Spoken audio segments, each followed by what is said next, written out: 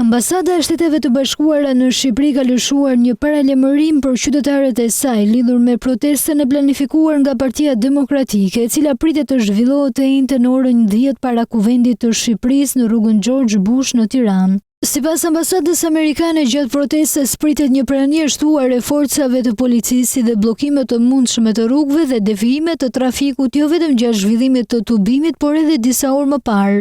Për këtë arsye, personeli i ambasadës është udhëzuar të shmangë zonën ku do të mbahet protesta.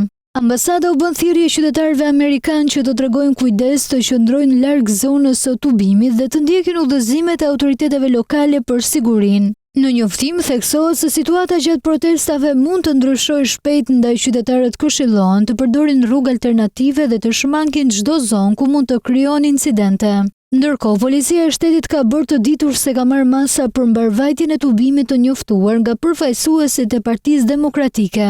Sipas policisë, organizatorët kanë njoftuar zyrtarisht policinë e Tiranës për zhvillimin e protestës në orën 10 para parlamentit. Për të garantuar rendin dhe sigurinë gjatë tubimit, policia e Tiranës me mbështetjen e drejtorisë së përgjithshme të policisë së shtetit ka ndërmarrë masa në bazë të ligjit për tubimet. Në kuadër të këtyre masave, nga ora 6:00 të mëngjesit deri në përfundim të protestës, do të kufizohet qarkullimi i automjeteve në rrugën George Bush. Policia ka paralajmëruar se në varësi të zhvillimit të tubimit mund të ketë kufizime të përkohshme të qarkullimit dhe në rrugë të tjera përreth zonës së parlamentit. Për të lehtësuar lëvizjen e qytetarëve, janë parashikuar devijime të trafikut në rrugë alternative.